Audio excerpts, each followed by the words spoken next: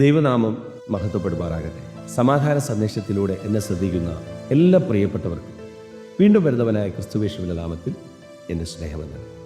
ധന്യനായ പൗലോസ് റോമാസഭയ്ക്ക് എഴുതിയ ലേഖനം 1-ാം അധ്യായം അതിൻ്റെ 1 മുതലുള്ള ഭാഗങ്ങളിൽ ദൈവം തൻ്റെ പുത്രനും നമ്മുടെ കർത്താവുമായ യേശു ക്രിസ്തുവിനെ കുറിച്ച് വിശുദ്ധ രേഖകളിൽ തൻ്റെ പ്രവാചകൻ മുഖാന്തരം മുമ്പ് കൂട്ടി വാഗ്ദത്തം ചെയ്ത സുവിശേഷത്തിനായി വേർതിരിച്ചു വിളിക്കപ്പെട്ട അപ്പോസ്തലനും യേശു ക്രിസ്തുവിൻ്റെ ദാസനുമായ പൗലോസ് റോമയിൽ ദൈവത്തിന് പ്രിയരും വിളിക്കപ്പെട്ട വിശുദ്ധരുമായ എല്ലാവർക്കും എഴുതുന്നത്.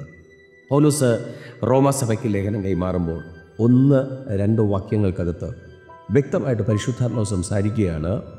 ഈ വാഗ്ദത്തം ചെയ്ത സുവിശേഷത്തിനായി അടുത്ത വാക്യം ഇങ്ങനെയാണ്: വിളിക്കപ്പെട്ട, അതിൻ്റെ തൊട്ട് മുമ്പിൽ കിടക്കുന്നത് ദൈവത്തിന് പ്രിയരും വിളിക്കപ്പെട്ട വിശുദ്ധരുമായ എല്ലാവർക്കും എഴുതുന്നത്.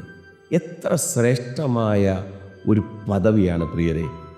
അപ്പോസ്തലൻ ആത്മാവിൽ സഭയോട് പറയുകയാണ്, നിങ്ങൾ ദൈവത്തിന് പ്രിയരും വിളിക്കപ്പെട്ടവരുമായ. അപ്പോൾ നമ്മൾ ഒരു കാര്യം മനസ്സിലാക്കണം, നമ്മൾ ദൈവത്തിന് പ്രിയരായിരിക്കണം.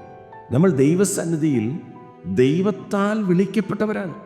അപ്പോൾ നമ്മൾ എങ്ങനെ ആയിരിക്കണം? പൗലോസ് ആത്മാവിൽ പറയുകയാണ്, നമ്മൾ ചെറിയ ആൾക്കാരല്ല.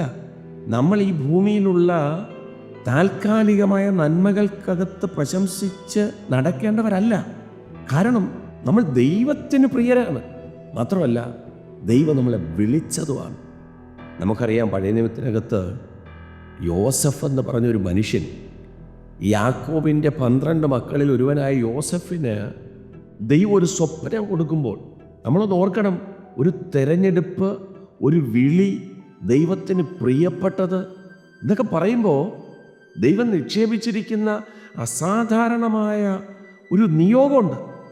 അത് കിടക്കുന്ന യോസഫ് തൻ്റെ ജീവിതത്തിനകത്ത് നമുക്കറിയാം, യാത്രയിലുടനീളം അനുഭവിച്ച വേദനകളും കഷ്ടപ്പാടും ബുദ്ധിമുട്ടും, തന്നെ ചേർത്ത് പിടിക്കേണ്ടവരൊക്കെ തന്നെ 20 വെള്ളിക്കാശിന് വിറ്റുകളയുകയാണ്. എന്നാൽ നോക്കിയേ, റോമാലേഖനത്തിൽ പറയുന്നൊരു പദം, ദൈവത്തിന് പ്രിയരും. ദൈവത്തിന് പ്രിയനായ യോസഫിനെ 11 സഹോദരന്മാർ വിറ്റാലോ, അപ്പനും അമ്മയും കണ്ടില്ലെങ്കിലോ ഒരു ശത്രുവിനും തൊടാൻ പറ്റത്തില്ല പ്രിയരെ. കടമ്പകൾ ഒത്തിരി കിടക്കും. പക്ഷേ കർത്താവ് കാണിച്ചൊരു സ്വപ്നമുണ്ട്, കർത്താവ് കൊടുത്തൊരു ദർശനമുണ്ട്. അതിലേക്കെത്തിക്കാൻ ശക്തനാണ് ദൈവമെന്ന് ഉറച്ചു വിശ്വസിക്കുന്ന യോസഫിനെ ദൈവം നടത്തിയതുപോലെ ഈ സന്ദേശം കേൾക്കുമ്പോൾ പ്രിയരെ, ദൈവത്തിന് പ്രിയരാകൊണ്ട്, ദൈവത്തിന് ഏറ്റവും ഇഷ്ടമുള്ളവരാകൊണ്ട് ജീവിതത്തിലെ പ്രതിസന്ധികളിലൊന്നും അടിയറവ് പറയാതെ വിശുദ്ധിക്ക് വേണ്ടിയും വേർപാടിന് വേണ്ടിയും നിത്യതയ്ക്ക് വേണ്ടിയും ആത്മാവിൽ സഞ്ചരിപ്പാൻ ദൈവം കൃപ ചെയ്യട്ടെ. വിശ്വസിക്കുക, പ്രാർത്ഥിക്കുക. ദൈവം വിശ്വസ്തൻ. God bless U.